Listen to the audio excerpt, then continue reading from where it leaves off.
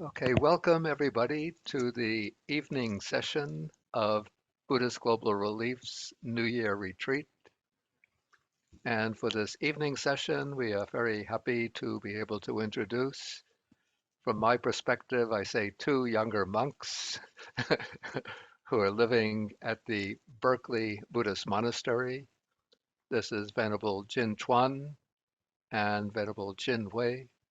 Venerable Jin Chuan is originally from the Bay Area, from South Bay Area, and Venerable Jin Wei is originally from Poland, and both of them are monks connected with the Dharma Realm Buddhist Association, which is based at the city. It's a whole Buddhist city called the City of 10,000 Buddhas in called Ukiah, California. That's somewhat north of San Francisco, about 2 hours north of San Francisco.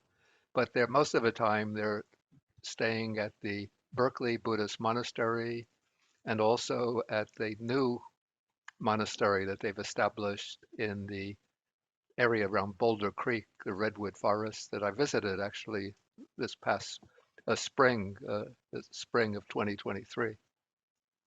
It's a very nice, very peaceful, serene monastery in the forest, redwood forest. And so without any further ado, we invite the two Venables to conduct their program. Okay, so good evening, everyone, or good afternoon, depending on where you are. We thought of just starting out with a few minutes of silence, just to kind of ground ourselves. And then we were going to start with some chanting and sharing, and then actually do the meditation after that. Some surprises. And some surprises. Okay, so invite everyone to find a comfortable seated position. If you're in a chair, you can kind of move your back away from the backrest. Just taking a deep breath. Just imagine a string pulling you up from the top of your head. As you exhale, just relax. See if you can just ground yourself in your body. Feeling the weight of the body on the ground or on the chair. Just sinking, relaxing, letting go. So just do that for about 3 minutes, just to ground ourselves before this chance to explore the Dharma together.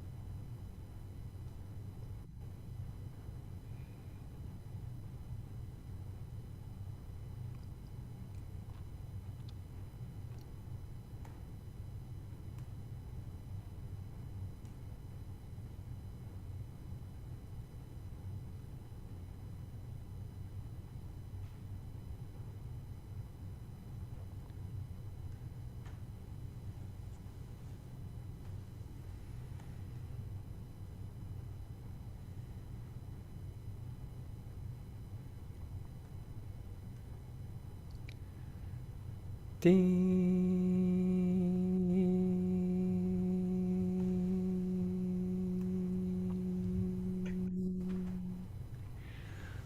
so welcome back. What we wanted to start with was a chant in Pali and English, the dedication of offerings. And I have it here. So I'm guessing some people probably know it, and if you do, please join us. If you have people who haven't chanted before, the tone is actually very simple. So you just kind of keep a monotone.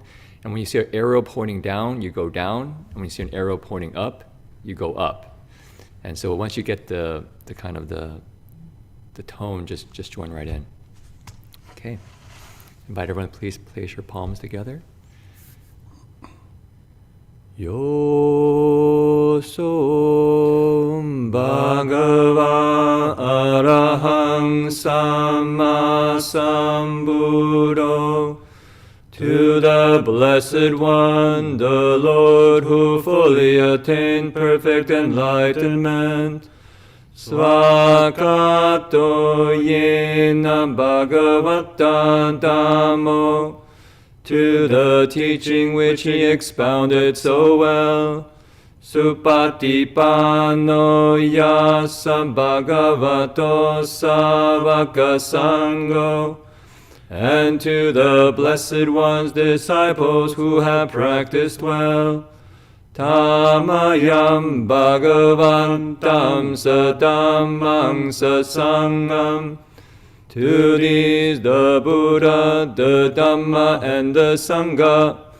Ime isakare iyatarahang aropite iyabhipujayama. We render with offerings a rightful homage. Sadhu no bhante bhagava suchira parini putopi. It is well for us that the Blessed One, having attained liberation, Pachima janata nukampamanasa, still had compassion for later generations. Ime sakare dukatapana karabute badikanatu. May these simple offerings be accepted. Amakam digaratam itaya sukaya. For our long-lasting benefit and for the happiness it gives us. Arahang Samma Sambuddho Bhagava. The Lord, the perfectly enlightened and blessed one. Buddham Bhagavantam Abhivademi. I render homage to the Buddha, the Blessed One. Let's do a half bow. Svakato Bhagavata Dhammo. The teaching so completely explained by him. Dhammam Namassami. I bow to the Dhamma.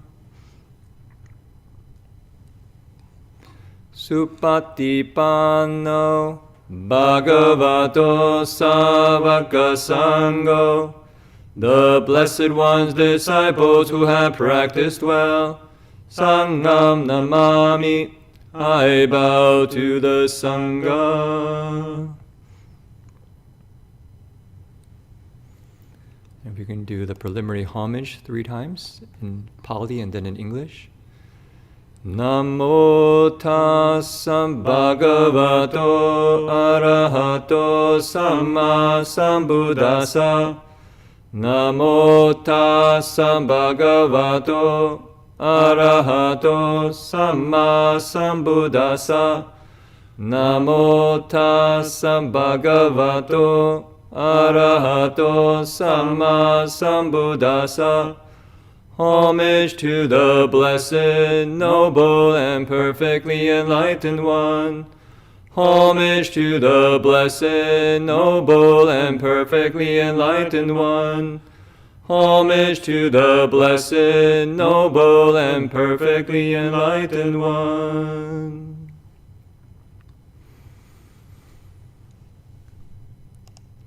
Okay, and from request from yesterday, we thought of another chant that we wanted to do, is She Carries Me. Yeah, we have. Sorry, wrong screen. So She Carries Me was the song that Bhikkhu Bodhi mentioned yesterday, that he heard Reverend Heng Sure sing. And it's a song to Guanyin Bodhisattva, written by a Buddhist musician named Jennifer Barazan. And it really captures the spirit of Guanyin Bodhisattva. You can see an image of her here on the screen. Let me see if I share full screen. Will it work? 1 second. Let's see how I do it. Will this work? Okay, yeah, good. Working. Okay, so Guanyin Bodhisattva, as we mentioned yesterday, is the embodiment of great compassion. And her name literally means she who hears the sounds of the world. And this song kind of captures her ability to listen to the sounds of suffering in living beings' hearts and respond. And here it literally says, she carries me. So she carries living beings out of suffering, or she carries us out of suffering. And she is often portrayed as having 1,000 hands and 1,000 eyes. And you'll see that in the last kind of refrain here, where she uses all those arms and all those eyes and all those ears to hear our cries. So she doesn't use her hands for her own kind of personal ends. She uses her hands to rescue and be in service to all living beings. And for sure, she's hope for many, many Buddhists and those who follow the Buddhist path in the especially Southeast Asia. One is the hero, we can say, for many, many people, give it hope. And in many ways, BGR is doing that in the world, being, you could say, hands going out all over the globe. You saw when David presented the map of all the projects that Buddhist Global Relief is, you could say, engaged with or supporting. It's not just the strength of one person, but the strength of thousands of people coming together. More than 10,000 yeah. hands. Coming together to be of service. So we just thought of singing this just to kind of be in the spirit of Guanyin Bodhisattva as we explore the theme of sustaining hope in these hard times. Okay? She carries me, she carries me, she carries me to the other side. So I just want to say, you can actually join us for the chorus. It's very simple. We just gave it to you. So please join in when you, if you are brave enough. And you can join, of course, anytime. Yeah, please. Okay. She's a boat, she is a light, high on a hill, in the dark of night. She is a wave, she is the deep, she is the dark, where the angels sleep. When all is still and peace abides, she carries me to the other side. She carries me, she carries me, she carries me to the other side.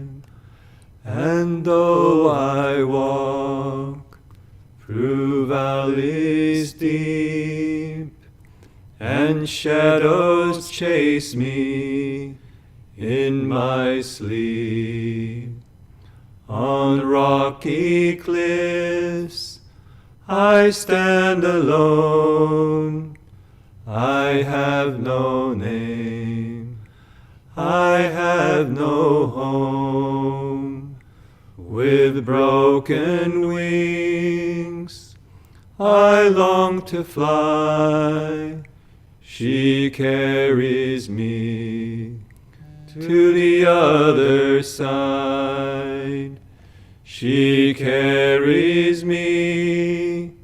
She carries me.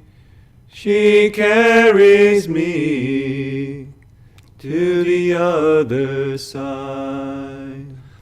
1,000 arms, 1,000 eyes, 1,000 ears to hear my cries. She is the gate, she is the door. She leads me through and back once more. When day has dawned and death is nigh, she carries me to the other side. She carries me. She carries me. She carries me to the other side. She carries me. She carries me. She carries me to the other side.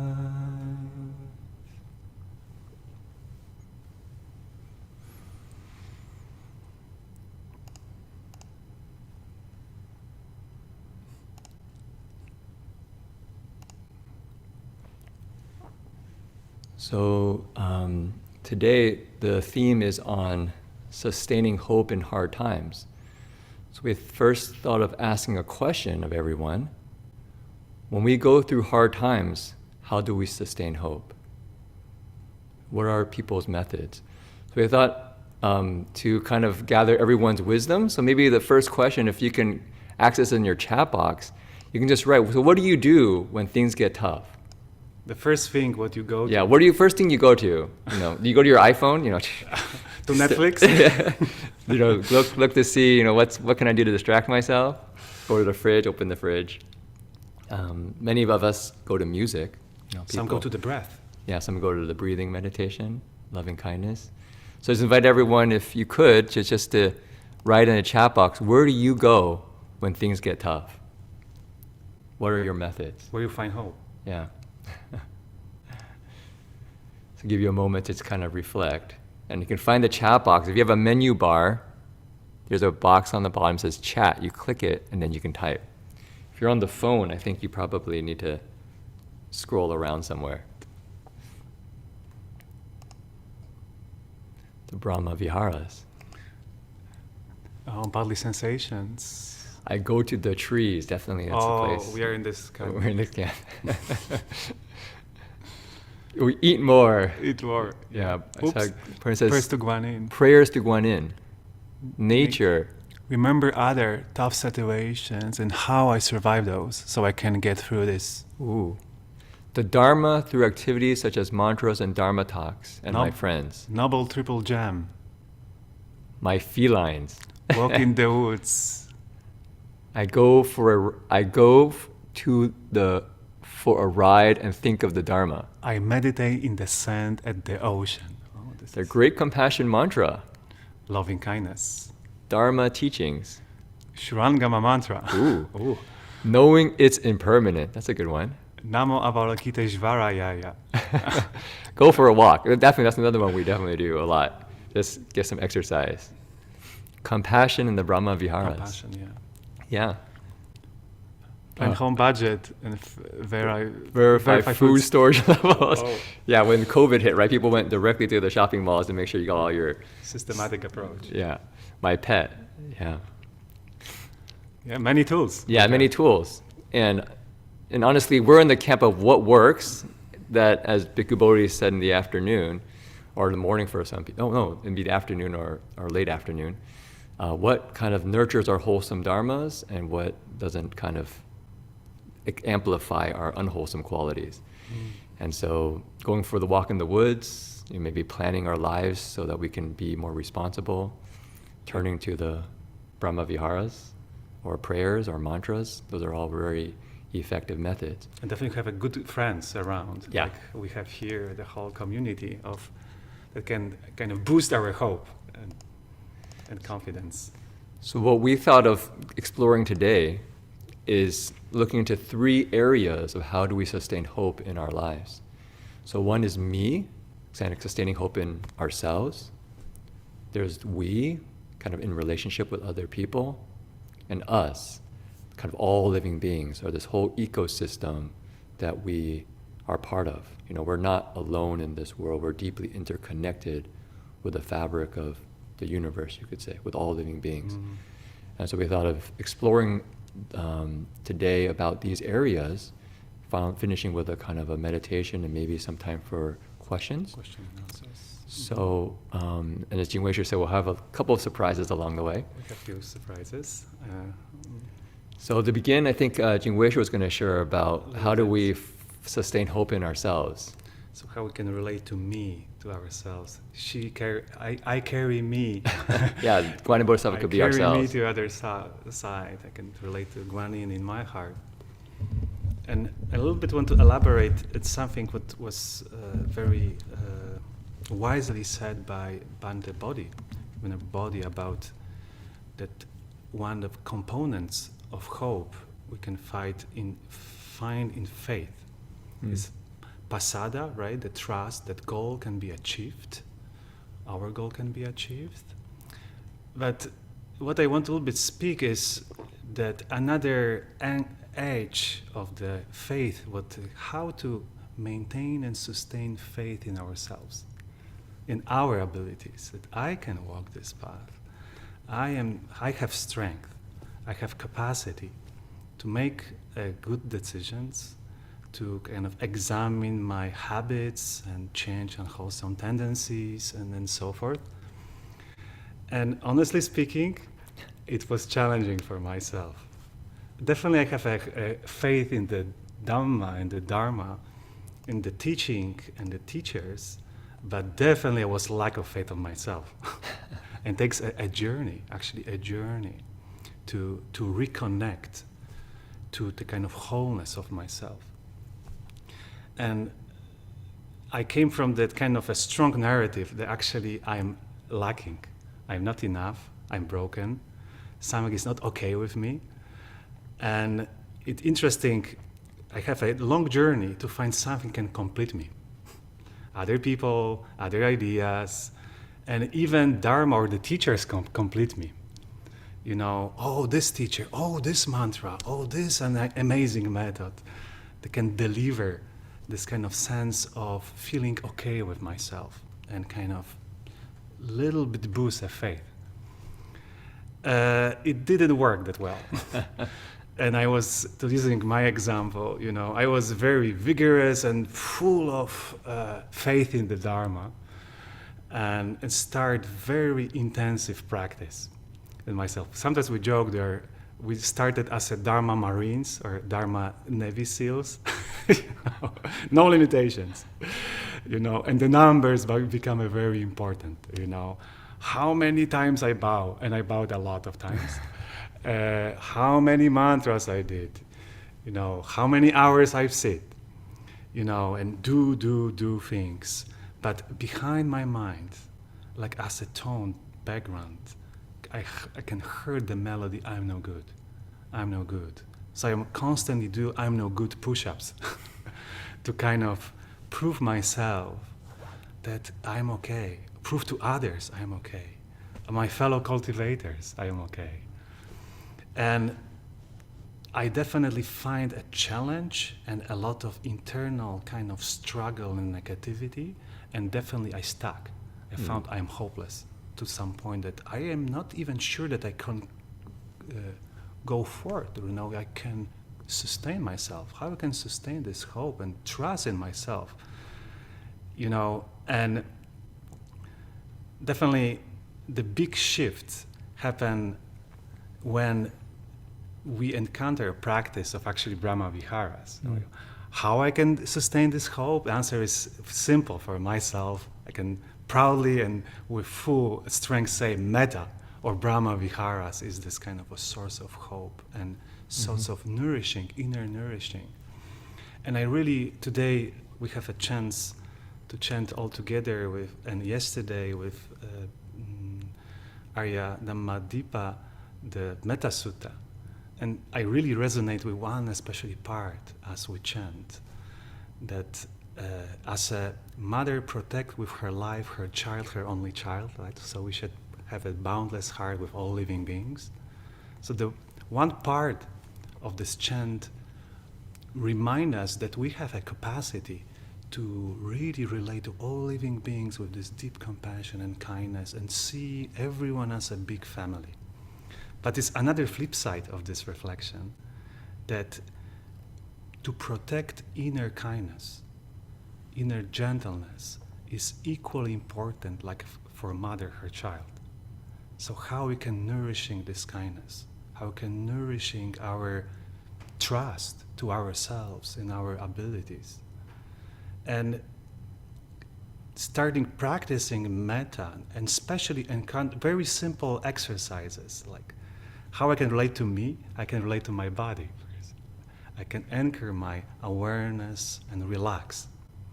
Remind myself, relax, relax. Very simple, it doesn't have to be extremely profound. Just a reminder, gentle, kind of kind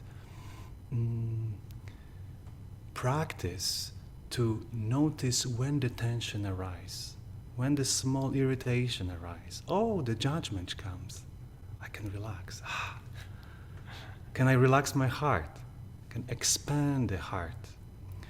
And this will become a real inquiry, how I can integrate this kind of missing pieces of myself and bring to one whole, right? That I'm not lacking, I'm not broken. With every breathe in and breathe out, with connecting with the body, expanding the heart, I'm touching something very profound, what is always in me. It's always in my heart. And when I can kind of tune into this frequency of loving kindness and metta, I can slowly become a friend to myself, right? The mitta or mitra. I can nourishing myself. And with this deep care, naturally the ethical sensibility arises in my heart. I don't want to harm anyone. I don't want to harm myself. I want to take care of myself. So slowly and gradually I can develop this faith, not as a kind of intellectual concept, but very visceral feeling that I'm okay, I'm enough, I have capacity to face any situation with this kind of deep hope and wholeness. And actually, as Jin Wei was talking about his story, something inside just clicked. Bhikkhu Bodhi, in just a number of hours ago, told a story about, what was his name? I think Zenkai? Zenkai. The samurai Zenkai. I don't know if I got his name quite right. But at the end, and I had the same question as everyone. Gosh, he committed adultery and he, killed a person and he did all these bad things, just, abandoned the person he was with. And then at the end, he was just kind of, was like, is that all forgiven? What's... Yeah. And as Jin Wei was just talking, something kind of went, huh. Because usually these koans, because it came from like a koan book, they're there to make you think, in the sense of they're supposed to shift our kind of reality construct, kind of make us kind of go, huh, and then open something up. And as Jin Wei was just talking, I think there's that shift of what Jin Wei was just talking about, was that, he probably had a lacking mindset. And he was seeking outside. And the story doesn't make it so explicit what his actual transformation was, but it's in the story that the son of the person he murdered would actually forgive him and take him to be a teacher says everything. Something so profoundly shifted in him that somebody who was out to kill him, extremely angry at him, would actually say, you know what, you taught me really what compassion is about. So the early days in Japan, they have restored justice. Yeah, so I don't know, people can interpret it however, but I was just thinking there's that shift. You know, is almost one way is we can see that person as an evil person, as a bad person, but another shift is actually, is a human being possible for transformation, and ourselves included. We have probably done things that we're, you could say, ashamed of, and are, you could say, oh gosh, I wish I never did that. We don't have that purity of kind of virtues that Ayya Dhammatika was just starting with, saying that we just naturally go into samadhi and see things as they are. There's elements that we have to kind of accept and work with. And that process, I think, is that cultivation. Can we care for ourselves? Exactly, and it's a very simple quote that's quite inspiring, that hurt people, right? We hurt others because we were hurt, and we're just repeating these patterns. And the heal people. So when we encounter the Dharma, when we make a shift in our heart, we offer something very, very unique. We bring the hopes to ourselves, that also we have become an example of hope of others, kind of a beacon for the world. So we were thinking of kind of transitioning to the next one, and I also wanted to reference something that Ayya Dhammatika said at the end, which I felt was like, ding. She said that oftentimes in Buddhism we don't talk so much about hope. And it was interesting, Bhikkhu Bodhi looked into it and couldn't quite find the word in Pali. And so actually that whole kind of construct, that kind of linguistic concept doesn't seem to exist there. And because he said in Buddhism oftentimes we say we want to see things as they are, not some kind of ideal.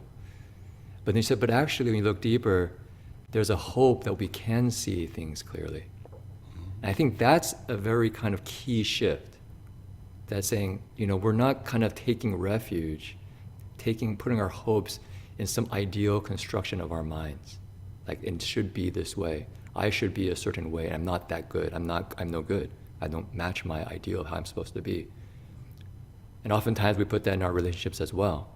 Our fellow, Dharma friends, or our spouses, or our children, or our parents, or our coworkers. You just put the person X, and then you just think, what are all my expectations I have for that person? That they should be on time, or they should clean up, or they should not clean up, not nag me so much. All the expectations we put, and actually that's, if we take refuge and hope there, you can really go into despair. You really go into despair, because honestly, if you try to change somebody, it's not easy. Just trying to change ourselves is not easy. It's a whole life project. The whole life project, exactly. So we actually think, well, you know what? What I can actually do is I can have faith, have hope that I can walk this path. Mm-hmm. And by walking the path, I can support those around us walking the path. So we had a story in the monastery.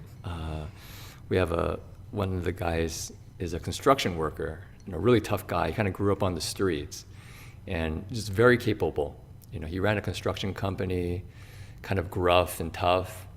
We call him Mozart of construction. He knows everything about construction, plumbing, electrical, and it's like create a symphony almost. Yeah. Out of his work. He's a real genius, we can say. It's amazing to see his in action. So we try to help out, but we're definitely not Mozart of construction. We're probably like, I don't know what you'd be there. We're like kindergarten. We're not even kindergarten. We barely know how to hold a hammer, So anyways, we're trying to do some work, and actually, there was one time we were painting. I wasn't actually there. So you want to tell the story? Yeah. We're painting, and it was an hours of working. I remember my body was sweat, almost finished. And it's kind of, you're waiting for this hope, the work will be done. And finally our supervisor, Victor, showed up. He also was kind of a mentor in this construction symphony. And he looked at how we paint a door. Everything you did is wrong. It's another friend was there. It's like, I felt the pain in my body immediately connecting to the body. It was not easy to take. We waste $100 was end up in the trash can. And he was very irritated, about what he saw. And unfortunately, our mindfulness was not that sharpened in this day. We didn't look at on the, paint can, and we used the wrong paint. We paint, the door by the normal Wall paint. Wall paint. I guess they're different. Who knew? We just learned. But it was not easy to swallow mistake for Mr. Victor. And, so it was a little bit like, wow, I'm a monk. He's scolded me like a kid, And okay, just relax, connect to the body, connect to the heart, relax. And I see two friends who work with us also was a little bit threatened, they're not feeling comfortable. And later we did... later, we also were learning nonviolent communication at the monastery. And so what we did was we actually said, okay, so what did he say? And we took it. So said, everything you did is wrong. So, and if people who knew a little bit of nonviolent communication, what's amazing about it is that you can take any statement and translate it into feelings and needs. Or you could say, seeing the deeper humanity behind what people are saying and doing. And the person who founded Marshall Rosenberg would say, anything that we say or do is trying to meet these needs. Mm-hmm. Sometimes they're tragic expressions of it, right? We get angry or we get violent, but we're trying to express something deep in our hearts. So I remember we sat down, we wrote up on the whiteboard. I said, what is this? What do you think he felt? Well, he felt irritated. And what do you think his needs were or his values were? Well, maybe efficiency, maybe not wasting materials, but maybe also sincerity, maybe also awareness, I don't know, support. And what was interesting is after we kind of unpacked, we realized, what probably he was actually saying was, saying, I'm feeling really frustrated because I was really hoping that you would come and be of support in this work. And now there's more work to do.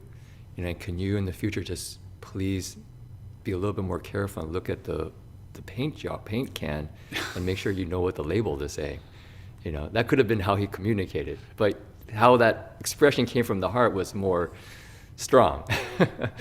And that's I think something that many of us have, because what we often learn is that we put our hopes in our kind of ideals, our point of view, rather than, I think what many people, which I think is why we're gathered here together today, is many people put our hopes and aspirations in the Brahma Viharas.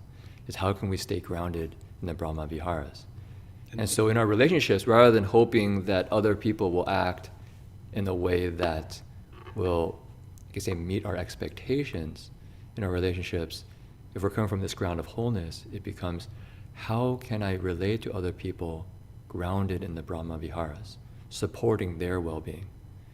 And so the exercise that we thought of sharing, did you want to?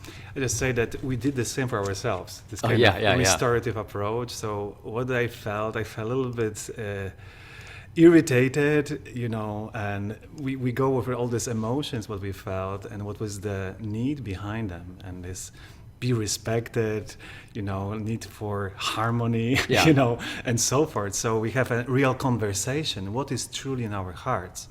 And instead of react, maybe with anger, and say, you should not do this in this way, it's more how we can respond with understanding and kind of, and compassion, in this moment.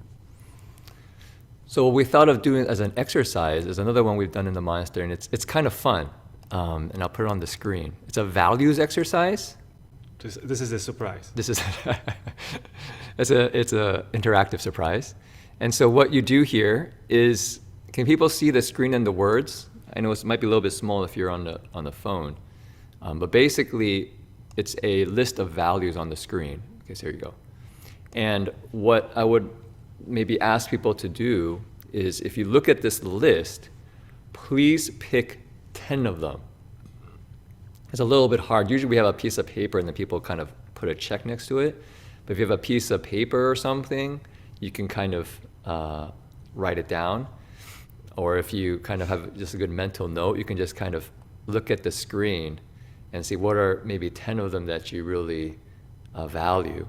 And if you see things here that are not valued, you can put it in, there's an other values box. You can add your own values.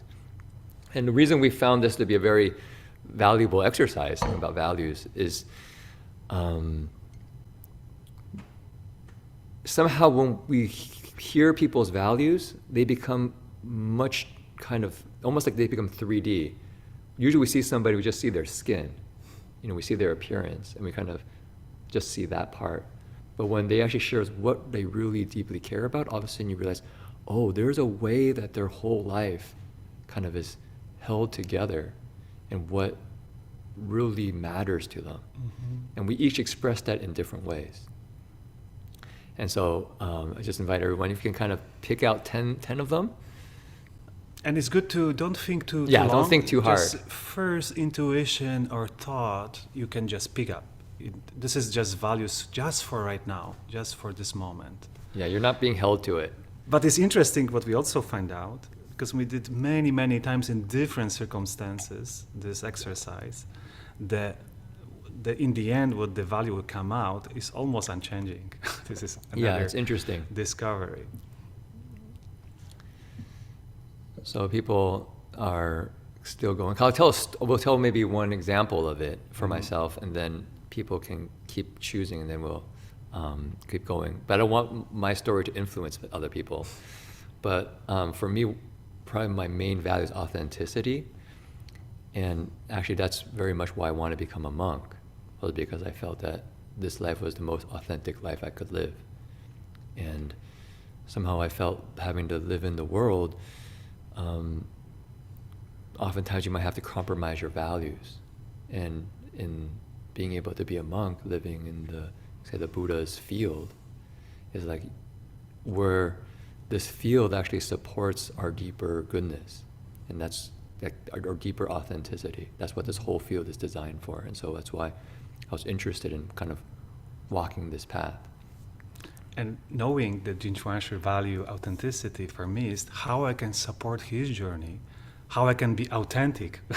Because Jin Chuan has very good radar to find any fakeness and so forth.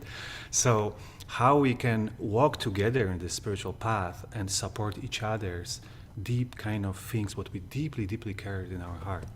Like mine is freedom. Yeah, Jin Wei is freedom. So you don't want to limit his space. So I don't take easy any comments and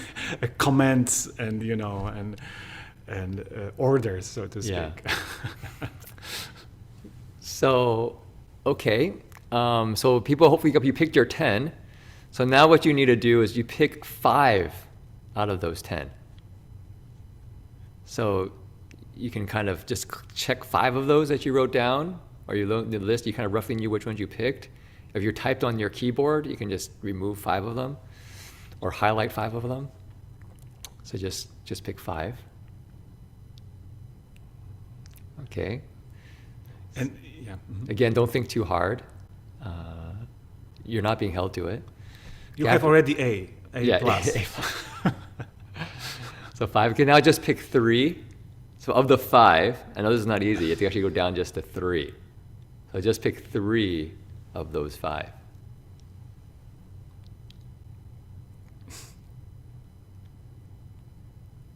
Okay, so you have those 3. And then just pick 1. So of those 3, so you can just pick 1. What is your kind of main value, just for this moment?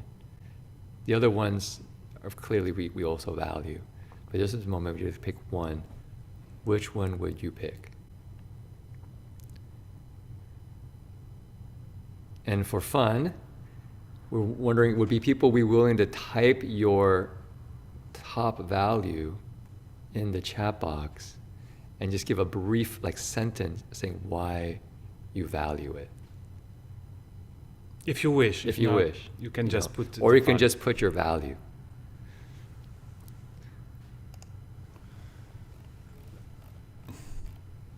mindfulness, compassion, virtue, keeping virtue. precepts, wisdom, foundation, Mm. integrity, cooperation can be done without it. Yeah, faith, compassion, peace, leadership, spirituality, joy, autonomy, equanimity, balance, compassion, kindness for myself and kindness towards others, nourishing,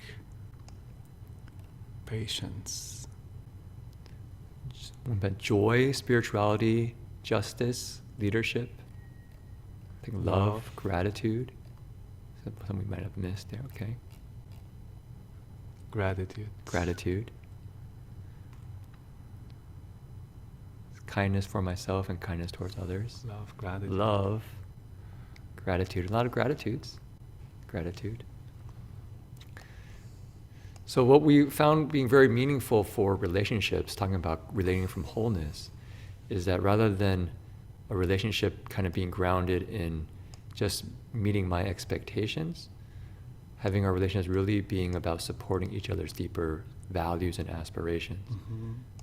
Like what Bhikkhu Bodhi talked about this afternoon, or Ayya Dhammadipa talked about this morning, that this path that we're on is about supporting our own and other people's wholesome aspirations.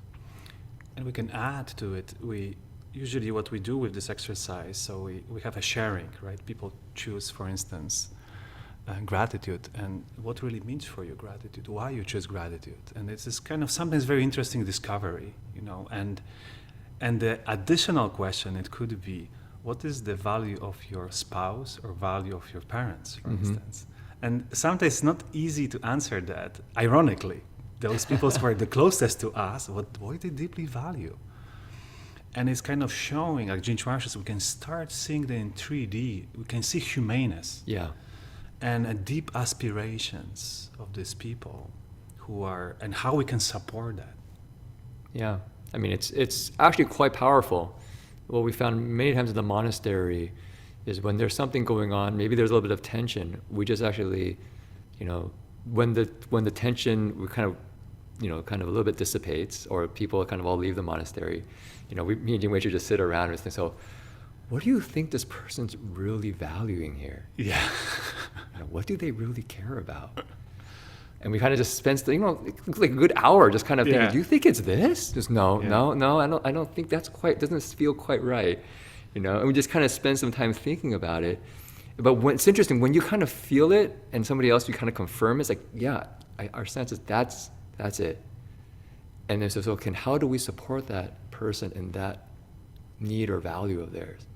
And it's amazing, by tuning into that place, oftentimes the tensions and conflicts just kind of diffuse themselves because somebody deeply feels heard, or something that they really care about is actually able to be met. Mm-hmm. And these kind of conflicts a little bit resolved. So that's kind of what we wanted to share about the kind of caring for one another. And there's many examples of the kind of spiritual friendship, or say good spiritual friends in the Buddhist tradition. I remember one story.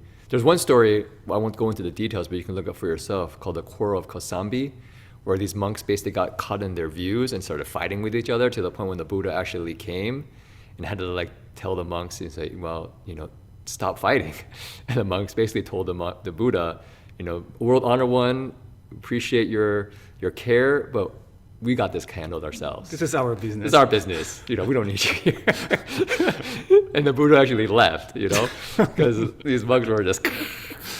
And then later he met Venerable Anuruddha with some of his good spiritual friends, and they were talking about how they cared for one another with loving kindness in body, speech, and mind, both openly and privately, how they looked at each other with kind eyes. Mm-hmm.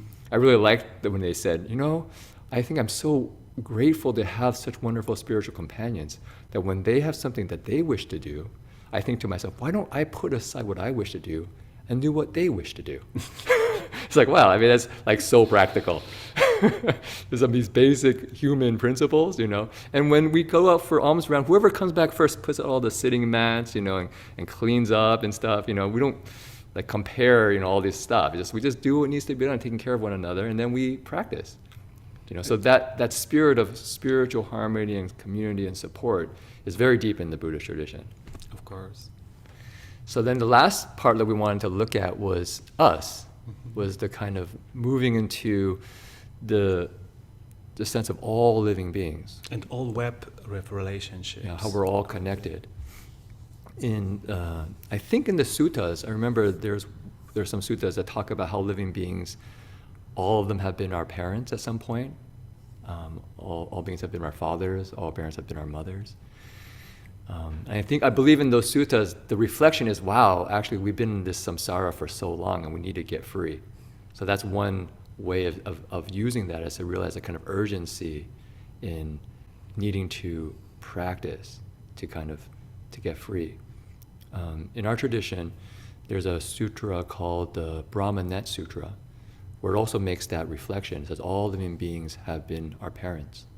All females have been my mother, all men have been my mother. All father. females my father. Yeah, and Depends which time. So, it's actually a really interesting reflection. I know it's not, maybe everyone believes in like rebirth and the whole kind of process of samsara, kind of reincarnation. But it's just as an exercise, just to think, actually, all of us here are deeply related. Mm-hmm. We've deeply taken care of each other, and probably not just once, and probably not just kind of in a distance, but actually in a close, caring relation, like a mother and a child, or a brother and a sister. Mm-hmm.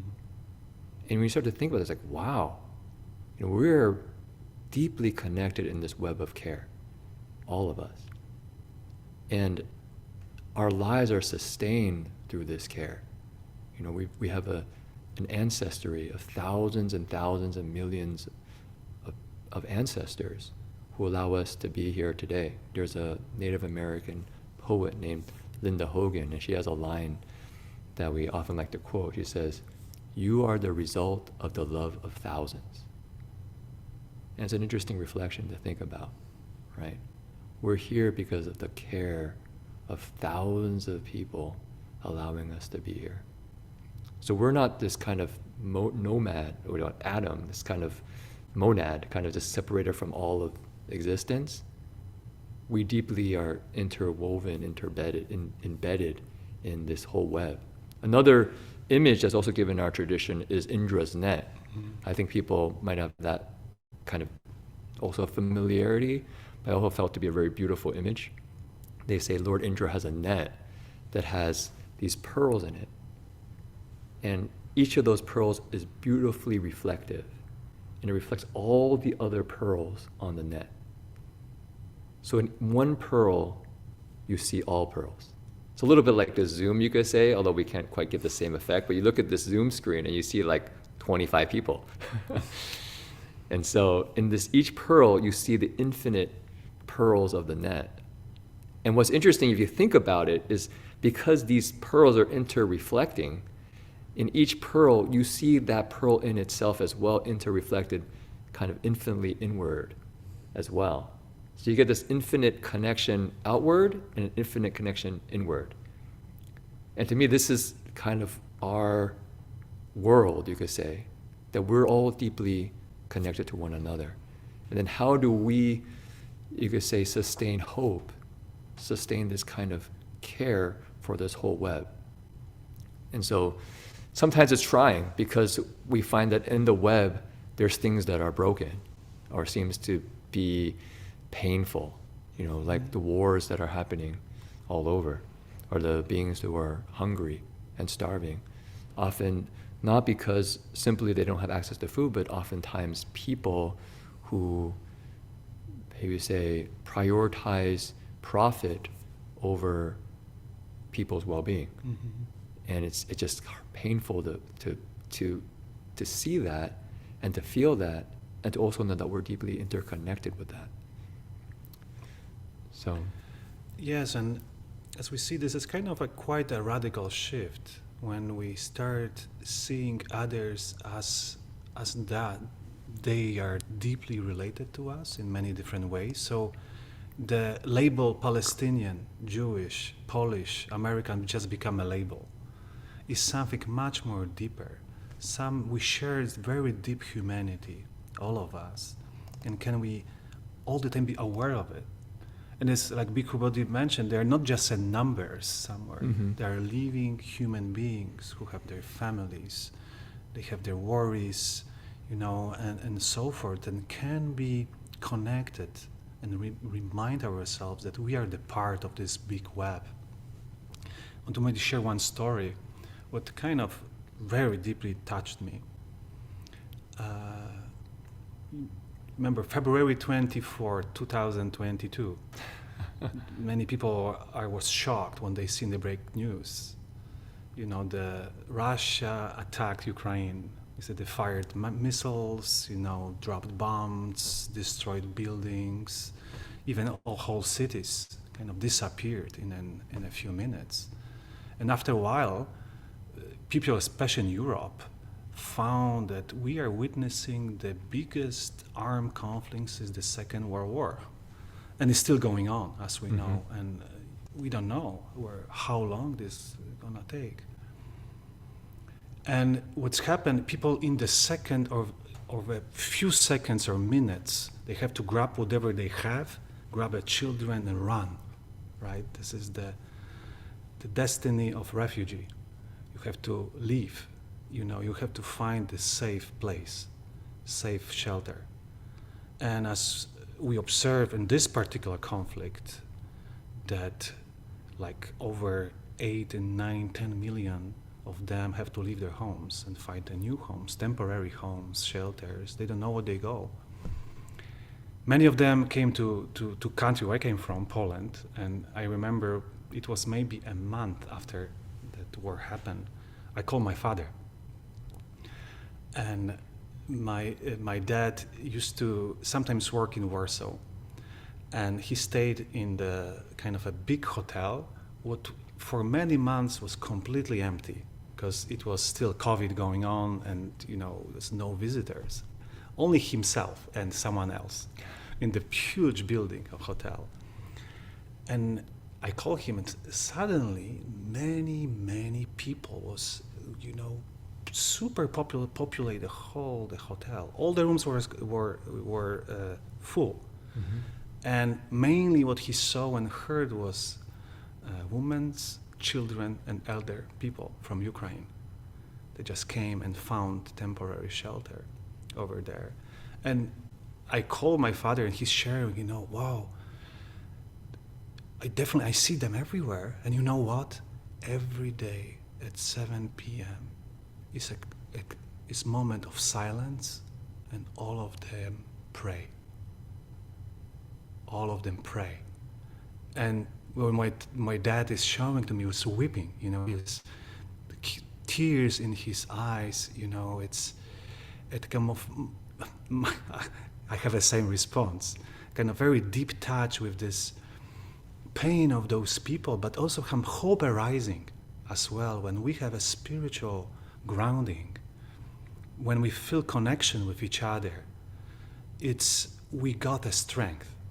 We know that we can face it, even it's very difficult. It's even difficult to find a hope, but we have we type into important field what we can be part of.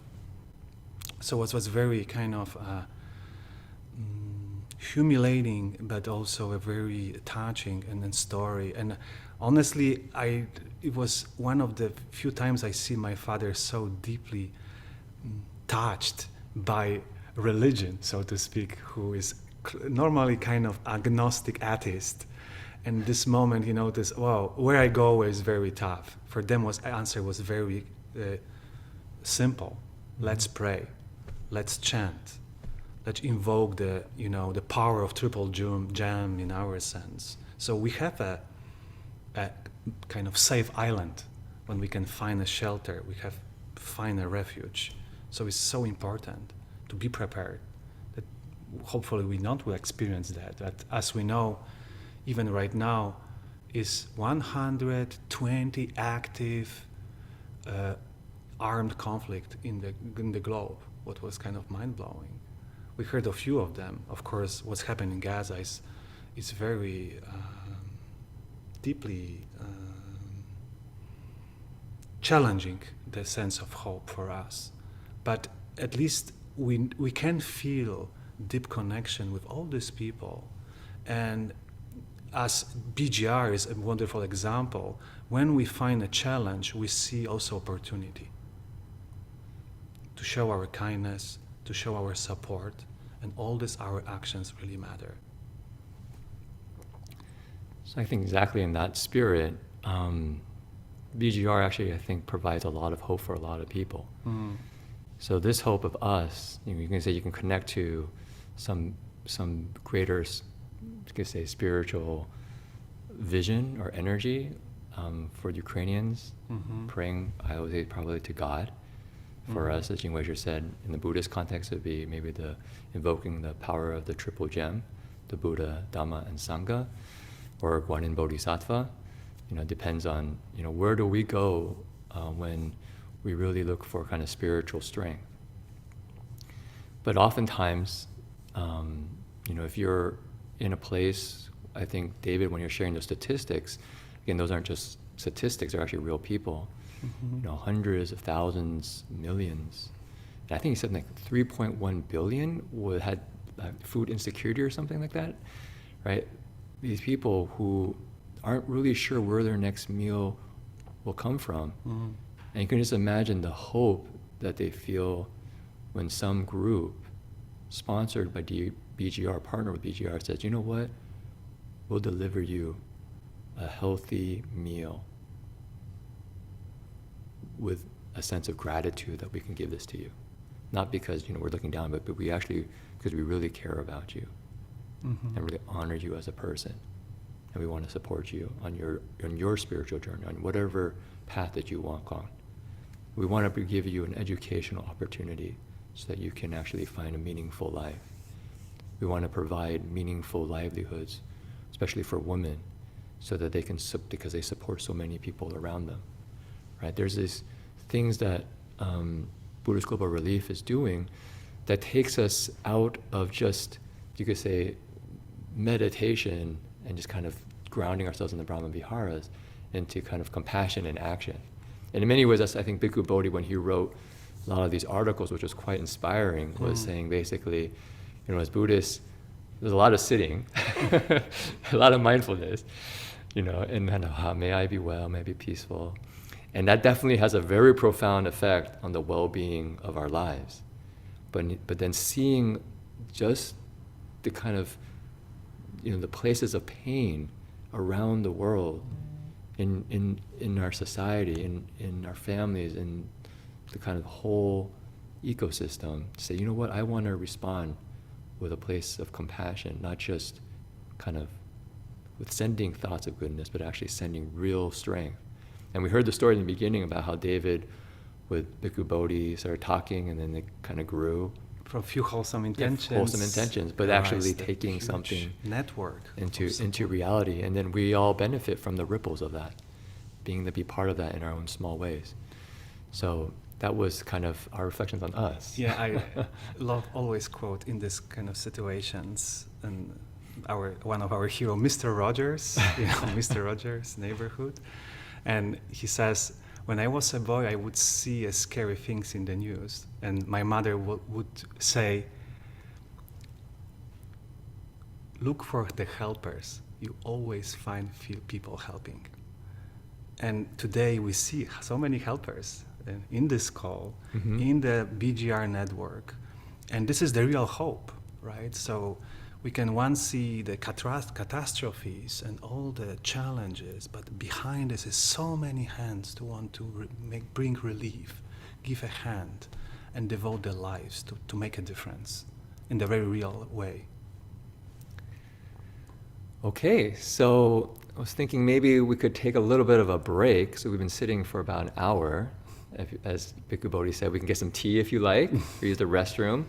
Maybe come back in about 3 minutes. And we'll have a brief meditation and then some Q&A, and then and then we'll finish this portion of the sharing. So wish everyone Get a little bit of a stretch out your legs.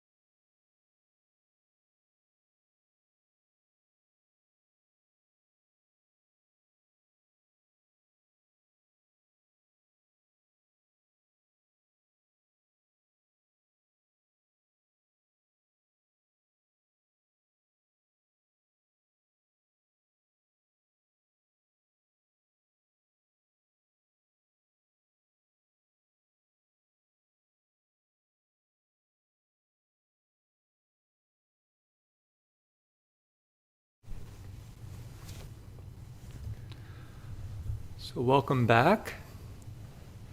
So I'll still give people a few minutes to kind of gather, and maybe just where we're waiting, I can share one of the projects that had the opportunity to kind of look into a little bit with BGR that was quite inspiring, talking about responding to a need. So this one was, let me get the screen here. 1 second. Okay. School, okay. So this one actually was a school called, also David mentioned it, Dhammajarini Wittaya School in Thailand. It was actually started by a group of nuns, because what they said was they found a lot of young boys in Thailand have the opportunity to join the monastery if they, say they're orphans or they don't, really have opportunities. But girls in the society often didn't. And so these nuns actually, to support girls who often are orphans, created a whole school for them.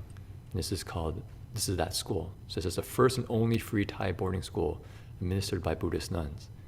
But to me, what was the most inspiring was seeing these pictures, that they built the school themselves, up on top, doing the construction.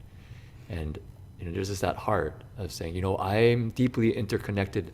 I'm woven into the fabric of society, and it's just not about my own spiritual practice. It's part of it for sure, but I'm actually creating a future for young girls, for young girls. And you can see this picture of their school now. How many girls are in the school.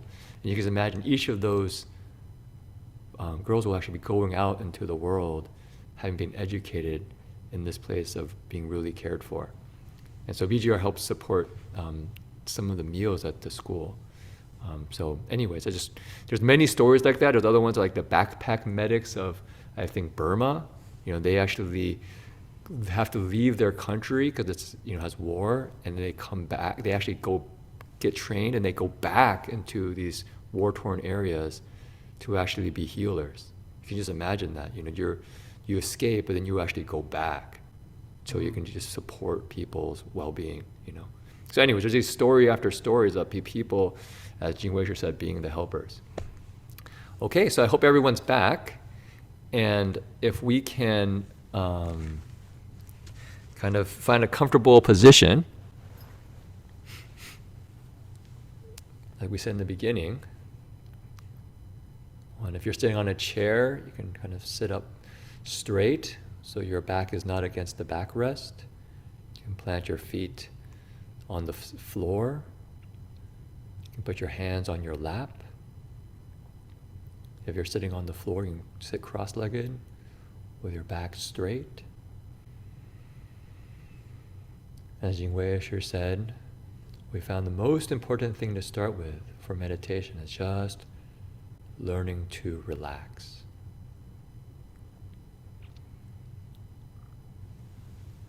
And here's just an exercise if you want to try it. Is if you can just want to just tense a little bit, you can just kind of tense up your body a little bit and then relax. What they find is if you tense first a little bit and then you relax, the body actually relaxes more. So see if you can just totally relax your body while still maintaining an upright position.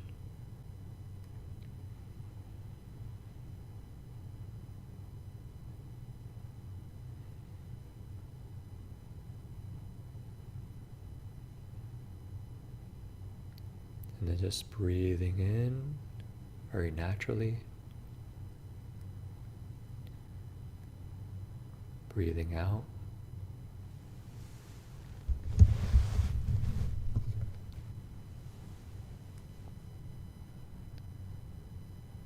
So you can just let the body breathe itself. So just watching the body breathe.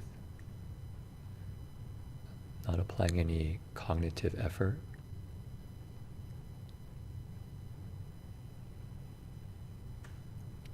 Just imagine being like a little baby, how when they breathe, they're just totally relaxed.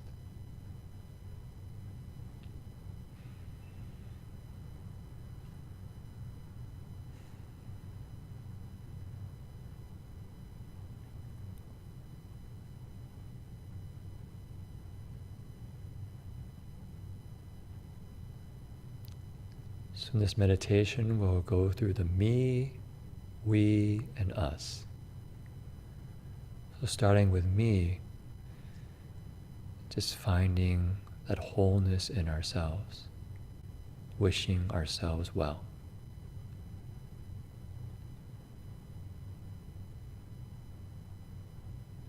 May I be filled with loving kindness. Just imagine that warm glow from the heart.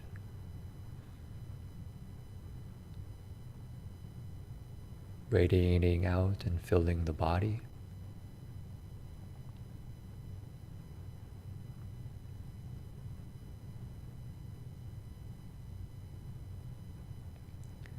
May I be filled with loving kindness.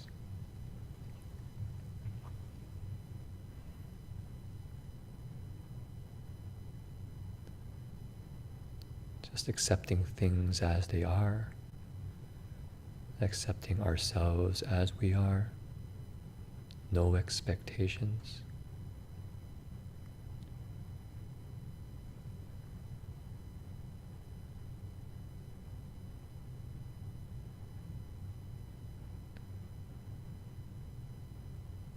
Just gently holding ourselves with this heart of care. May I be filled with loving kindness.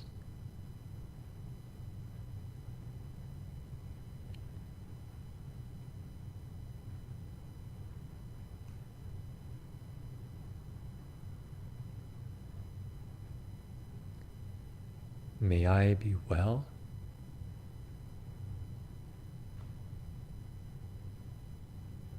Sound in body and mind.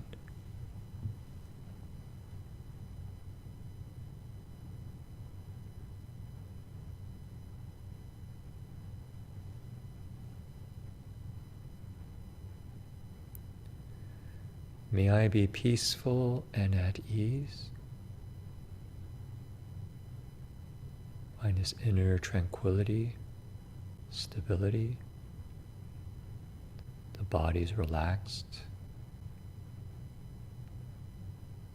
Slowly letting go of any tension. May I be peaceful and at ease.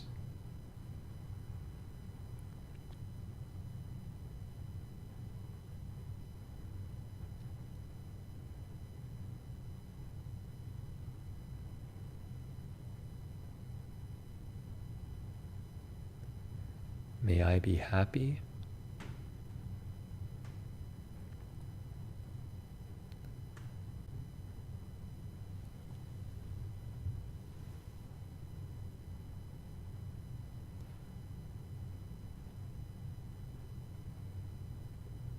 Kind of joy that Ayadhammadippa spoke in this morning.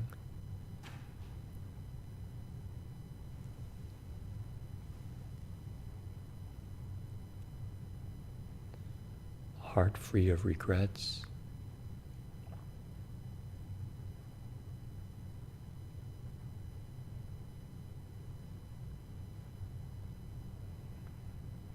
Joyful.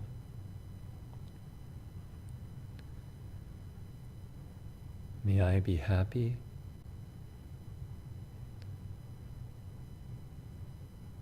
May my wholesome aspirations be fulfilled. Wishing ourselves success.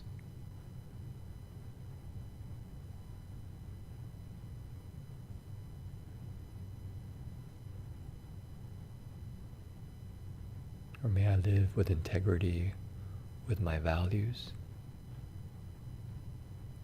Just remembering the value that you chose.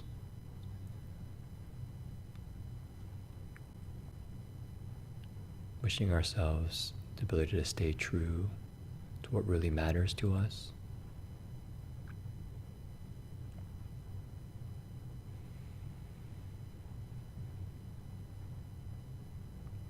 And as you inhale, so you can sit up straight, extending the spine. And as you exhale, relax. Sinking down into the chair or into the ground. And we'll move to we. See all of us here. So if you want, you can open your eyes and just glance at the screen and see all the people's faces, all the names of the people gathered. We're going to have 87 people here. And each of these people are not just a number, but a whole existence unto themselves, unto ourselves. So we can wish all of us here, may we all be filled with loving kindness.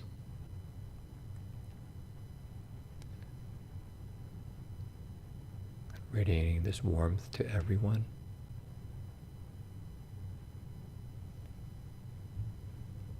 May we all be peaceful. May we all be well, sound in body and mind.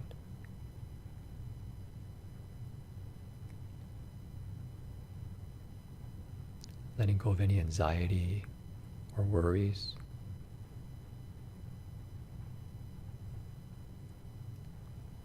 May we all be peaceful and at ease.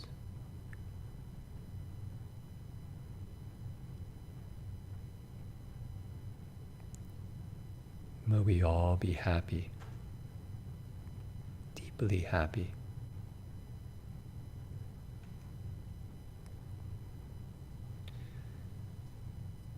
May all of our wholesome aspirations be fulfilled.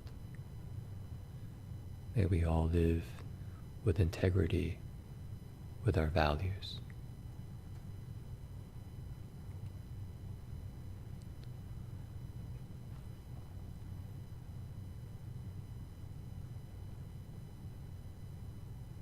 Just resting in that care for everyone here.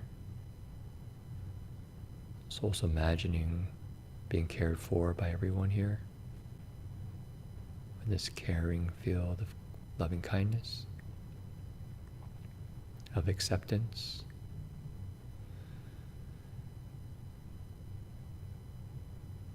Then you take a deep breath, sitting up straight as we inhale. As you exhale, relax the body, sinking down. And we'll move to us. Just looking into your heart, or feeling into your heart. Who are those that you care about? Your parents, your grandparents, your teachers, your friends, your pets, Mother Earth, those who are suffering from hunger or refugees. So in your heart, just tune into who are those that you care about.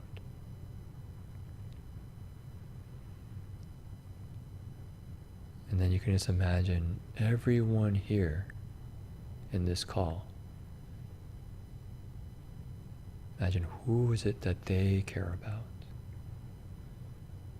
You can imagine like being in Indra's net, where our hearts are just reflecting out, and you see all those we care about in our hearts. And we see all those that the people here care about in their hearts.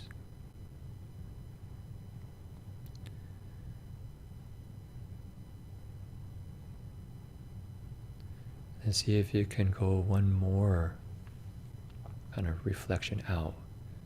Imagine all those people that we care about and those that people care about here. Who do they care about? And just let your imagination spread out. Just imagining how we're actually all connected heart to heart. And before you know it, this care expands out to all living beings on this planet, perhaps throughout the universe.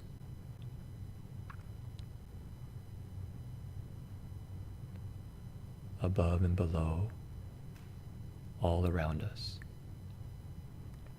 So this is us. So may all of us be filled with loving kindness.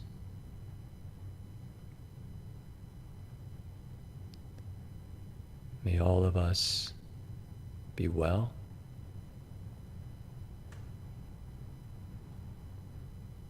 Including the planet that we're on.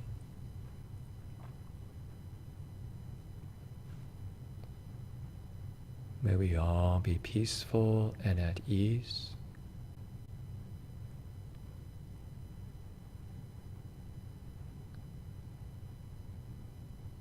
Especially places where there might be conflict or war,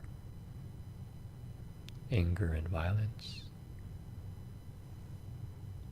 May all of us be peaceful and at ease,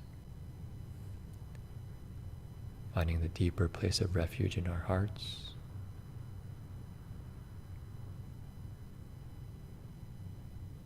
Not in violence, not in our ego, but in kindness and letting go. May we all be peaceful and at ease. May all of us be happy. A deep happiness that comes from living our values, living with virtue,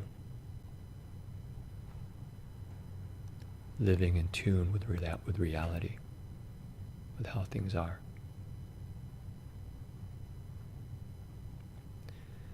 May all of our wholesome aspirations be realized, be fulfilled.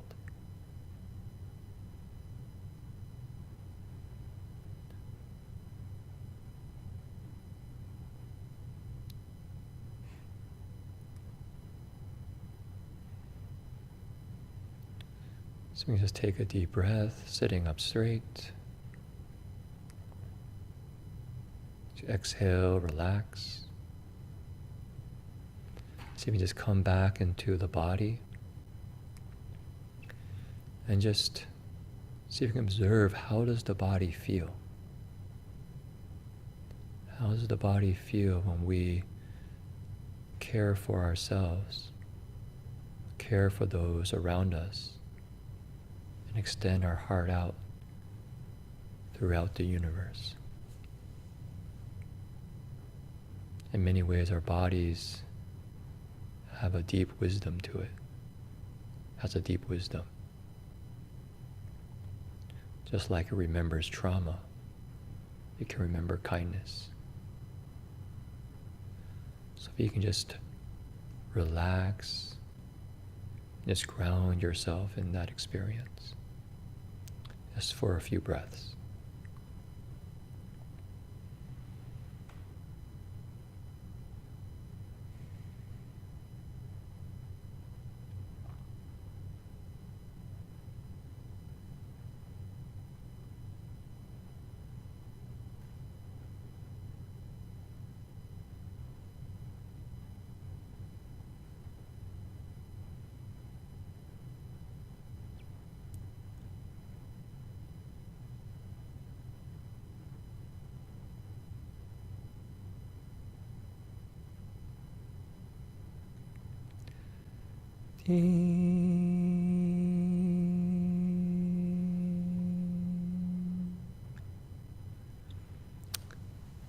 Okay, so I believe we have to about 5:45, so maybe we have about 15 minutes for Q&A. I don't know if people have any questions, or comments or reflections.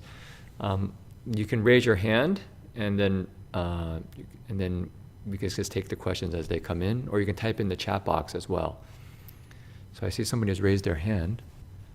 So let me see how this works. Okay, I think Aaron is the first one there, so please.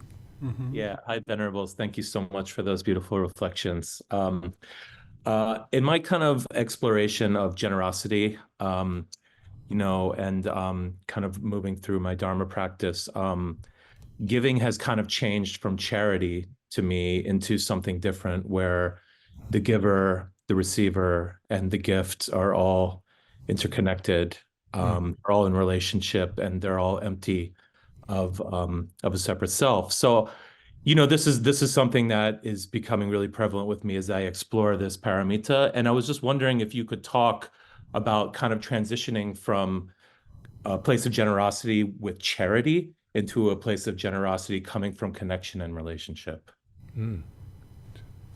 Okay, that's a beautiful reflection. It's actually one of the mantras and reflections we use as part of our monastic practice. We say the gift and the giver are both empty and still, and the spirit of that, it was the gift, the giver, and the donor, the gift, and the receiver all empty and still. And it's exactly what you're saying, is that basically there's nothing really given, there's no giver, and there's no receiver. And that's how you actually perfect the dana paramita. That's the reflection. And one thing that I heard, we're part of a group called Service Space, and their actual, you could say, Dharma. They're not Buddhist per se, but their Dharma is actually generosity. And they are, you could say, have such a big heart that they would basically support whatever your wholesome aspirations with their full strength. And at the end, they'd bow to you and say, we're so grateful for the opportunity to serve. Why? Because of the transformation this gave, the opportunity that gave me to be transformed. And so they say, be kind, not because of what it does for the other person, but what it does in terms of internally transforming ourselves. And by doing that, we don't put expectations outside. There's actually some deeper inner work that's happening. And in the bigger pictures, if we look at the perspective of us, that's how we're just describing it, and how we're all this deeply interconnected, then in fact, when we give to somebody else, is there really a gift that's given? We're all, it's like if your hand, goes and like washes your body, is it doing the rest of your body a favor? No, we're all kind of interconnected. And so when we kind of open ourselves to this greater vision, we just begin to realize we're just in this flow, in this dance of kind of energies that are flowing through us and into us as we kind of play whatever role we're doing in this world. So that's one way of looking at it that I found very inspiring. I don't know if we can actually live up to it, but it's I found very meaningful because it takes out a lot of the expectations about the projects that we're doing. We have a little bit of a joke because I think Bhikkhu Bodhi mentioned we're helping with establishing a monastery in the Redwoods called Redwood Vihara. And we like to joke that our main job is not to obstruct. Not to obstruct the kind of the generosity and the energy of what seems to be flowing to creating a space. And oftentimes that's what happens, is we get our views into it and we get stuck. Whatever is supposed to happen actually doesn't happen because of our views. But if we can just step back and just be part of this flow, what arises, arises. So we kind of empty out our self through the project, so to speak. And, the one is interesting way to look at in this, the difference between gift and offering. Right? The gift could be, I give you this, but if I do an offering, I really honor something very profound in yourself. It's talking about us and connecting to the larger field. And it can let go any agenda, anything that I can, it's another interesting kind of play, transaction versus transformation. So the giving, anytime my part of self is melted, that I offer something what is very profound. And that this is beautiful way to be happy also, if we don't have any expectations, as Jin Chuan said. I see somebody sent us a private question saying, please talk about how to relate to those that's, I'm guessing it's easy to see as enemies. Mm-hmm. For instance, like Putin and so forth. How do you see equanimity being used in this practice? Yeah, I think it's a very good question and a very difficult question at the same time. First of all, if someone has a negative emotions and arising with associated like people like Putin, I will not use as a meta practice. And it's good to have a lot of good solid meta practice done before, then we can we have enough strength to include the people like him. Or others who create a lot of, as we know, a lot of suffering. Once we can see people who are here create a lot of ripples of goodness, others out of delusion create ripples of harm, and pain, and so forth. And in some sense, it's, we have a reflection. This is a very important reflection on point out of equanimity practice. Mm-hmm. That people's action actually are even stronger than our wishes. And we're saying we are owner of our action, here to our actions, abide supported. Abides and supported by our actions, or by karma. And it's very important, interesting reflections to have for ourselves. that finally we are not responsible for other people's lives. And in many ways, it's kind of radical shift for us. We have, of course, a lot of could be influences. We can give a hope by our example and so forth. But in the end, people are acting in the way as they're acting. And as we mentioned, it's a huge project to change ourselves. And to change someone else is even longer project, I can say, if it's even possible. So the one way to see people like those who create a lot of suffering, with all respect to victims and those who are suffer, they are people who deeply, deeply suffer. I don't see that person like, for instance, Putin has a very peaceful everyday life. It's a lot of an anxiety, a lot of fear. It's already if someone has a non-ethical life, I don't want to be also judgmental in this sense. We are in the very complicated situation ourselves, and these actions will ripple out in the future. So, and maybe it's just kind of also kind of an interesting reflection from a Buddhist perspective is the way that you could say quote unquote evil is seen. In our tradition, there's Mara, often called the evil one, and who does horrendous things, to the point of actually trying to kill the Buddha, or try to destroy the sasana, or hurt the Buddha's main disciples. And I don't know if you know there's a story, but there's a story where Mara attacks Venerable Mahamagdalena by, I think, going to his stomach. And I won't go to all the details, it'll take a little bit of time. But Venerable Mahamagdalena sees Mara in his stomach, basically casts him out, tells him to get out, comes out, and interesting, Venerable Mahamagdalena doesn't then, kind of like destroy Mara, use his spiritual powers and like just crush him or something. He starts to teach him. To me, it was striking. He says, you're my nephew. We are related. We're related. Talking about us. We're related. Your mom, that's my sister. And I really caused a lot of problems in the previous Buddha's existence. Let me tell you how much problems I created for them. I actually caused somebody to throw a rock that actually broke open the head of one of his chief disciples. And you know how long I had to suffer in the hells for that? I tell you, that was a lot of suffering. But fortunately, I've cultivated, and now I'm free. But I look at your future, and you've got a lot of suffering ahead of you. You've got to be careful, Mara. It's like, whoa. The Buddhist response to evil isn't to destroy it, which oftentimes comes when we have a particular narrative. If you look at a lot of our movies in our society, it often portrays a good and evil dichotomy, where the evil is like completely evil. You see like these superhero stories, and the evil people are just evil. They just like delight in killing and delusion, and like they seem like have no humanity in them.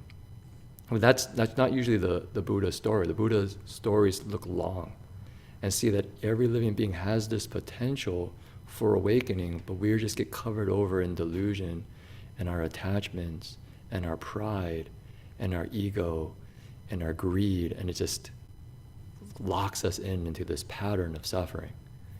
And so I find that that's just very inspiring for me to say, even the embodiment of evil in the Buddhist universe actually can wake up. So much more, if you think about it in terms of just thinking about ourselves, even much more in ourselves, we have parts in ourselves that could be in the shadows. But that gives a kind of confidence to say, you know what? I can even face that in myself. Because I know in this Dharma, in this teaching, everything can be used to awaken. And we are here in the long, long run. Yeah, we're here for the long run. So the changes can slowly happen, but this is a liberating knowledge. It's not like you are forever forbidden, forever you will suffer. No, all of us has potential for change. Even we cannot see change right now, possible. I'm not sure if we showed this before, but this is another chart that we made that we found quite helpful for talking about equanimity. Because sometimes it's one of the Brahma Viharas we don't talk about as much. We usually talk about metta, which is, I think everyone's favorite. And then there's upekkha, which is also very important because it keeps metta open and boundless. And so I won't go into detail, but I can send this to people if people are interested.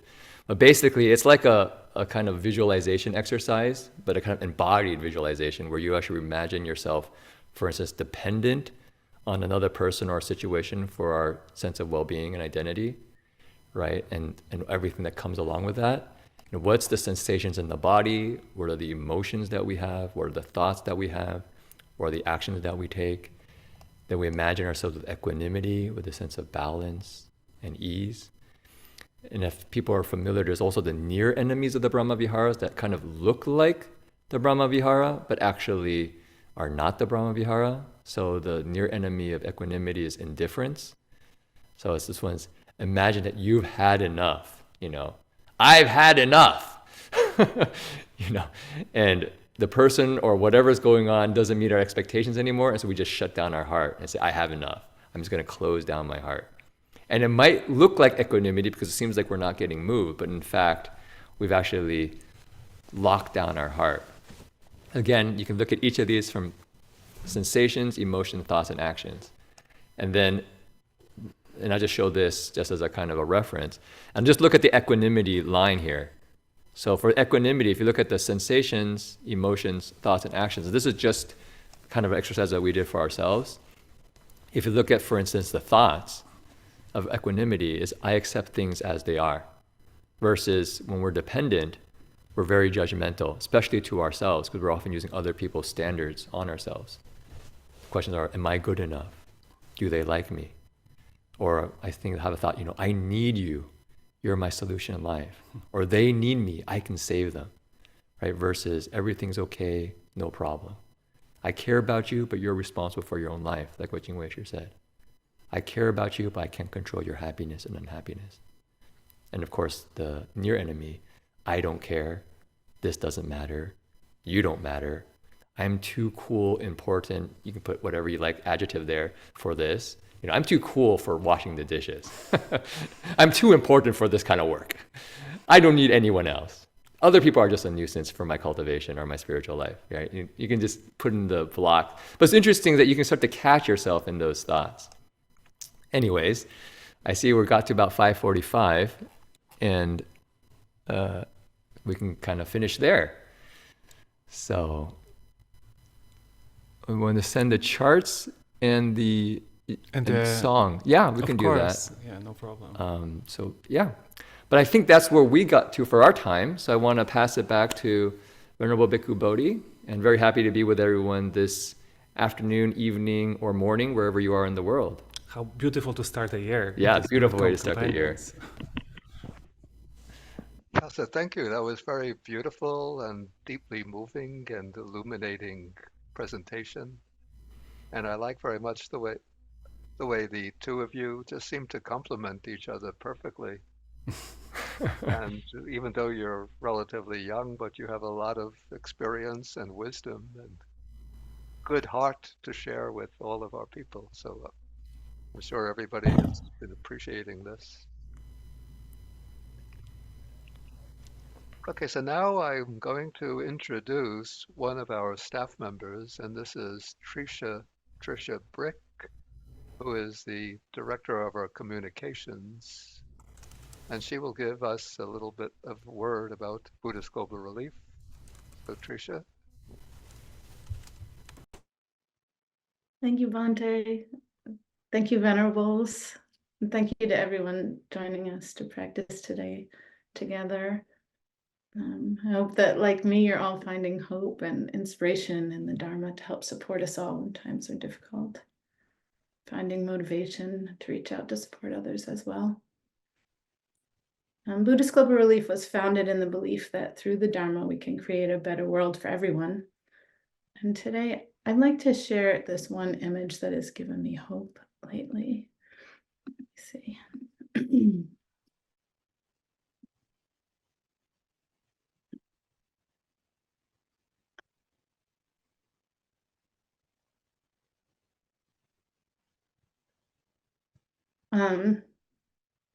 This photo was taken at a breakfast program for preschool age children that BGR sponsors with our partner, Child Action Lanka. And the program is offered at 4 child development centers in Sri Lanka, where the children are greatly in need of reliable nutrition. The center in Kandy serves children from street-connected families, so family members are doing day labor or vending or recycling or other kinds of street-associated activities to earn income for their survival.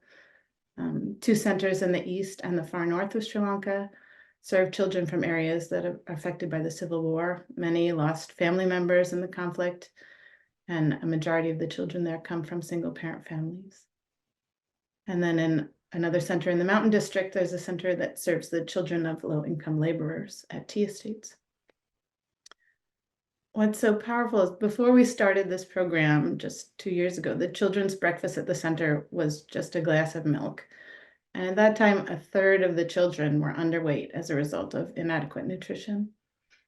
As a result of this breakfast project, the share of children at the centers who are underweight decreased from 34% to 12%, just over a year, really.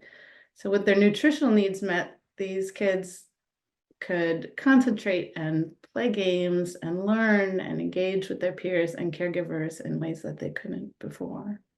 And attendance at school increased as parents were motivated to bring their children to preschool, knowing that their kids would be fed there. So I just want to invite everyone to consider making a donation today to help BGR continue to change lives through nutrition, education, vocational training for women, and sustainable and climate resilient agriculture. So I'll put a link to our donate page in the chat. All of us at BGR really want to express our deepest gratitude to all of you for your practice, for being vessels for the Dharma through your daily life and works, and for all the generous contributions you make to help others around the world and in your home communities. And now Ayya Dhammadipa and Venerables Jin Chuan and Jin Wei and Venerable Bhikkhu Bodhi will offer us a few final reflections and the sharing of merits. Thank you.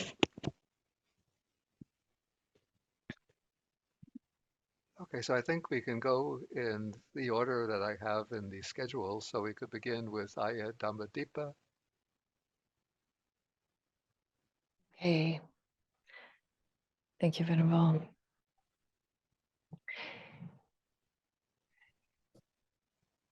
Yeah, so to sum up, I want to say that we've heard about a lot of different ways, actually, in which the Buddha Dhamma is hopeful. And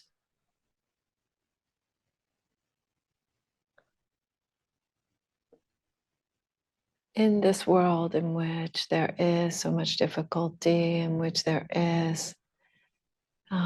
are very harmful situations that are ongoing, in which millions of people are going hungry, then we make our choices. We make the choice to stand up for ethics, to stand up for generosity, to stand up for compassion. And when we do that, we give ourselves hope, right? We give ourselves the opportunity to be that hope that we're looking for in the world. But we also are that light to the people who need it so much. So, and that is really very much in line with the whole of the path, that all of this beautiful cultivation that we do, this practice of ethics, this practice of meditation, practice of cultivating insight and freedom from suffering, all of that is fulfilling a deep potential for ourselves and a deep longing for clarity and longing for peace that we might find. And yet we are completely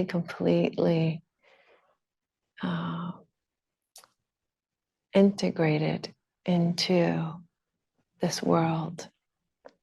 And so we also, by virtue of doing that, are becoming that light that is so helpful, that light of hope, that light of the wisdom that the Buddha so generously shared all those years ago, and that has been carried by literally millions of people so that we could experience it today.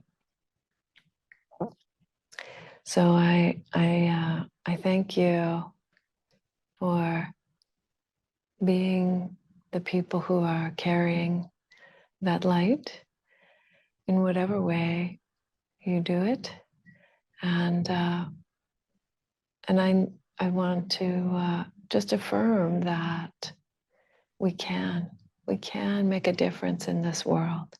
One of the most important aspects of right view is to know that we are actually having our impact, making a difference with our choices. So I hope that you will continue to feel inspired to choose wisely, and that you'll see the benefits of that in your life and in the world around you. That's what I wanted to share. Okay, our venerables in Berkeley. Okay. Yeah. So for us, we wanted to actually kind of chant May We, which is a kind of simple chant that wishes well-being for ourselves, kind of like me, we, us. You already talk for We so talk long. so long. And Yeah. what we thought about was if people would be willing to just put in your chat box, maybe somebody or something you care about, and then we can chant this simple chant together with that wish as a kind of a pre-dedication of merit. Because I'm sure Bhikkhu Bodhi will also lead us in a dedication of merit later. But this kind of gets our heart warmed up. Rehearsal. Yeah, this is the rehearsal.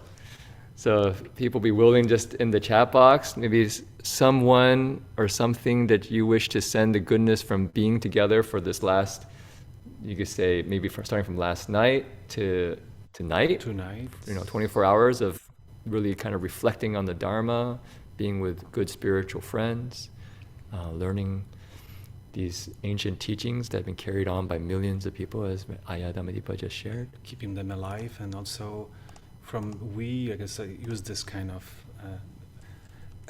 expression, we can move to us, that this field, what we're co-creating is very deep and boundless. Yeah. Do you want to read? Okay, you can read. All trees in the world and all families. Let me make it bigger for you. Okay, here. Jerome, all parents in the world. My grandfather. The innocent children in Gaza. All beings through space and time. Keeping up the hope. People who are struggling with addiction. Yeah. Loving kindness to all beings. Sweet Mother Earth. All people suffering in wars. People in war. Jin Foshe, elderly monk at the monastery. Gretchen and Kathleen. Latter has cancer. All families. All the trees in the world. And we have the one Zen teacher here in Berkeley, Alan Sanoki. Palestinians. All beings in suffering. Frightened people. All beings in all 10 directions. Sadhu, sadhu, sadhu. All the underprivileged, all sentient beings. All sentient beings. Okay, so with those wishes, holding our own wishes and seeing the wishes of others in their hearts, we will do, this is a chant called May We, and it starts with May I, the me, right? And then it goes to May You, and then May We. And this is, you could say, a wish of loving kindness, But what's really interesting is that final line is actually a wish of equanimity. It seems a little bit hard to detect, but it says, may I take care of myself. Here's, may you take care of yourself. Or may we take care of ourselves. So it's not, may I take care of you, or may everyone else take care of me. It's, may I have the inner resources to take care of myself, and may I support your well-being so you can take care of yourself. So it's that ability to respect each other's decisions, supporting their wholesome ones, right? Okay, so please join in. The tune is very simple. Okay. May I be safe and protected from inner and outer harm. May I be truly happy and deeply peaceful. May I be healthy and strong and physically at ease. May I take care of myself and live with well-being. May you be safe and protected from inner and outer harm. May you be truly happy and deeply peaceful. May you be healthy and strong and physically at ease. May you take care of yourself and live with well-being. May we be safe and protected from inner and outer harm. May we be truly happy and deeply peaceful. May we be healthy and strong and physically at ease. May we take care of ourselves and live with well-being. May it be so. Wish you well. How do I stop share here? Okay, there you go. Okay, so now we come to the very conclusion of this very rich and rewarding program throughout the whole day, actually starting from yesterday evening, continuing all day. And I think a word of thanks is in order for the BGR staff who have been working sort of behind the scenes, perhaps for several months now, getting everything prepared. And we have to give special word of thanks to the person that I consider to be the real live wire behind Buddhist Global Relief. She's very modest, very humble, and that is Kim Behan, who is originally from Vietnam, and so she has an understanding both of the Asian tradition, but living in the United States since 1973. And it's really through her great heart of metta and karuna, loving kindness and compassion, that BGR has flourished. But also I have to mention all of the other staff members, board members, and we have again, working behind the scenes is our IT person who makes sure that all of the I don't even know the words to formulate it, the electronic systems are working properly. That's George Clapp. And our volunteer who has been helping also with operate the Zoom system, this is Yvonne Chung, very devoted, self-sacrificing Dharma practitioner. And again, Tricia has also been contributing a great deal. I don't want to overlook anybody. Of course, David, as I mentioned earlier, gave a very, very excellent overview of the work of BGR, sort of summing up our whole process of development over, now it's getting close to 16 years, getting that all summed up in about a 12, 15-minute presentation. Okay, and so now what we're going to do is to share the merits that we've acquired through this course of the last 2 days, through our sharing of Dharma together, practicing Dharma together, reflecting on the Dharma together. And first, I want to share this merit with somebody in the human realm before we get to the devas. And this is a friend of mine and a friend of Buddhist Global Relief. His name was mentioned earlier, Alan Sinoki, also known by the Zen name or the Dharma name of Hozan. He is the abbot of the Berkeley Buddhist Monastery, and very close to the new year, I think it was maybe December 26th, 28th, he had a cardiac arrest and he is now in an intensive care unit. I'm not sure whether the hospital is in Berkeley or in someplace in the Bay Area or San Francisco. It seems his relatives didn't mention the specific place, maybe to protect his privacy. But Alan is the director of a little organization which works somewhat parallel to BGR called the Clear View Project. And he particularly tries to help the Ambedkar, the Dalit Buddhists of India, and the Rohingya refugees from Myanmar. And he has other various other projects. And he's participated in some of our online events. And in fact, when I was in Berkeley last May, I visited him at the Berkeley Zen Center and had no expectation that before the year was out, he would have such a serious condition. I saw yesterday, or actually early this morning, that his eyelids started to flicker, eyebrows started to flicker, which is a good sign that he might be on the way to recovery. And he was able to open his eyes and to look out and to make eye contact with other people. So it shows that he's coming back to consciousness. So I want to share the merits of our practice today with Alan or Hozan. And then for BGR to flourish, we need the protection of invisible beings. And by invisible beings here, I don't mean people, human beings who are very modest and conceal themselves, but there are devas and bodhisattvas who sort of overlook our work and sort of guide us and protect us behind the scenes. Just as Yvonne works the Zoom program behind the scenes, but she doesn't appear, except at the end she appears in person.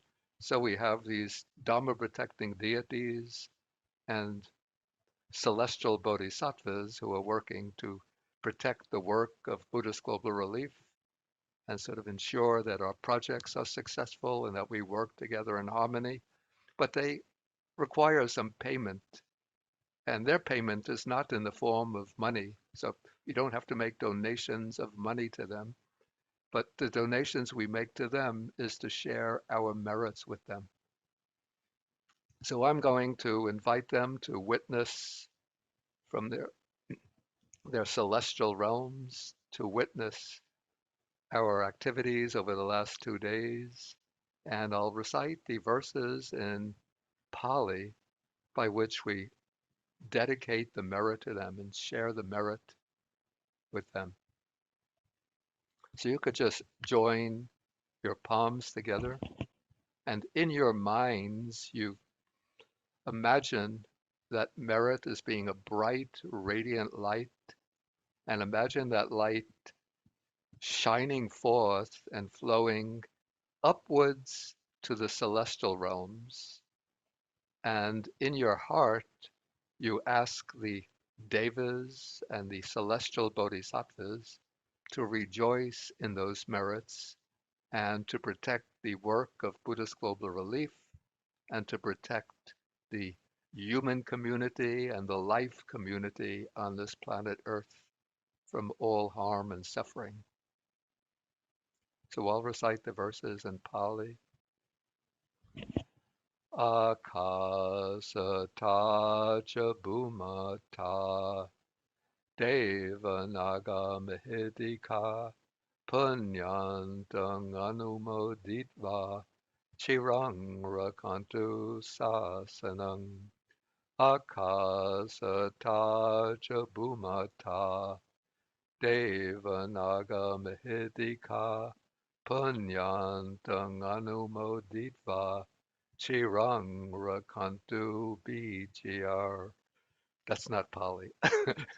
Akasata cha bhumata devanaga mahidika punyantang anumoditva chirang rakantu imang lokang. And then a final verse for sharing loving kindness and compassion. Dukkha pata chani dukkha baya pata chani baya soka pata chani soka hantu sabepi panino. May those in suffering be free from suffering. May those in fear be free from fear. May those in sorrow be free from sorrow. May all living beings also be thus, free from suffering, free from fear, free from sorrow.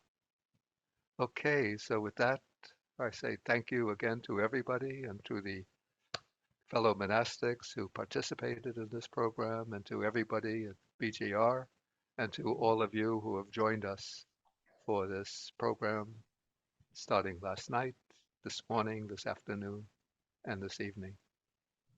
And so everybody can have a good sleep tonight. Okay, so I think we could do 3 bows to the Buddha, Dharma, Sangha. 1,